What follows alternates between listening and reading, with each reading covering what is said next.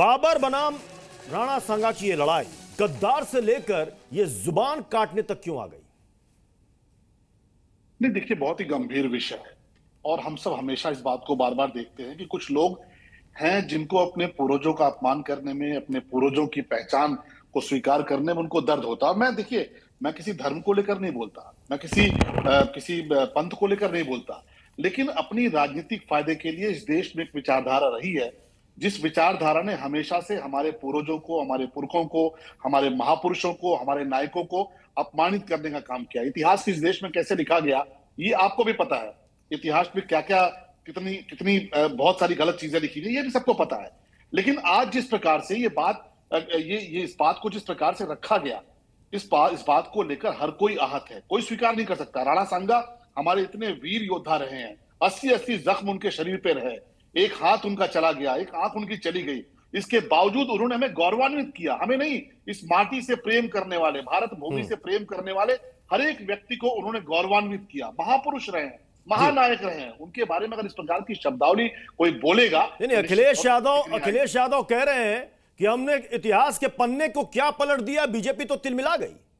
देखिए, बीजेपी तिलमिला गई होती तो कोई दिक्कत नहीं थी। इस देश की, मैंने कहा ना आपसे, इस देश को प्यार करने वाला एक एक व्यक्ति, मैं किसी धर्म की बात नहीं कर रहा, जो लोग अलग धर्मों में हैं उनको भी पता है कि उनके पूर्वज कौन रहे हैं, उनके पुरखे कौन रहे हैं, ये अलग विषय है। लेकिन जो इस देश का महानायक रहा है, जो इस माटी का महापुरुष रहा है, जो वीर योद्धा रहा है, क्या इतिहास में नहीं लिखा है कि 80-80 जख्म उनके शरीर पे हुए? जो हमारे राणा सांगा जी थे, उनका एक हाथ चला गया, उसके बावजूद उन्होंने बार बार युद्ध जीता और ये हमारी नीति थी। अब उस नीति का नुकसान हुआ, युद्ध जीतते थे माफ करते थे, युद्ध जीतते थे माफ करते थे।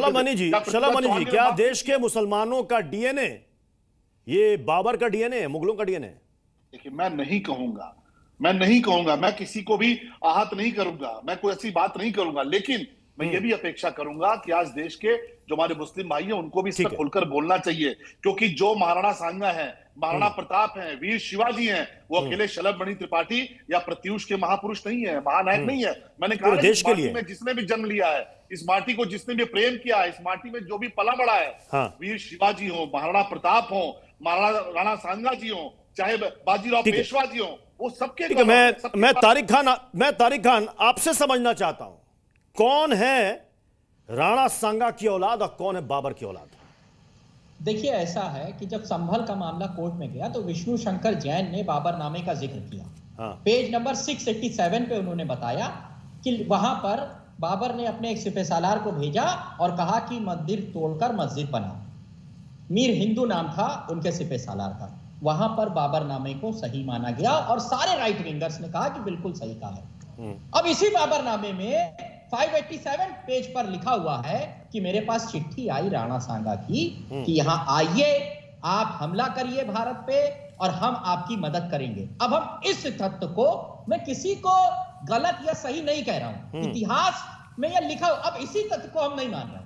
उधर बाबरनामा को हम चिल्ला रहे, दिन रात चिल्ला रहे हैं कि बाबरनामा में संभल के बारे में क्या लिखा है, चलिए भाई मान लिया, तो बाबरनामा में तो ये भी लिखा है। वहां बाबरनामे को मानेंगे, यहां बाबरनामे को नहीं मानेंगे और तालिबानी सोच वाले रुपया लहराकर कहेंगे कि नाक कान गला काटो। मैं कड़ा विरोध करता हूं। यहां लोकतंत्र है, अगर गलत किया है आप सजा दीजिए, आप निंदा करिए, लेकिन इसको भी आप प्रमोट करेंगे कि नाक कान गला काटे। बॉन्ड, जो कि इनके सांसद थे, उन्होंने कुछ दिन पहले राहुल गांधी की कहा था कि उनका गला काट के लाओ, नाक कान काट के लाओ, जीभ काट के लाओ। ऐसे ही स्वामी प्रसाद मौर्य के बारे में कहा गया कि उनका नाक कान गला काट के लाओ। ठीक है, आप यहां तालिबानी विचारधारा से हिंदुस्तान को चलाना चाहते हैं, मैं इसका साथ नहीं दूंगा। आप जैसे लोग या भारतीय जनता पार्टी के लोग इसका साथ दें, मगर मैं इसकी कड़ी निंदा करता हूं।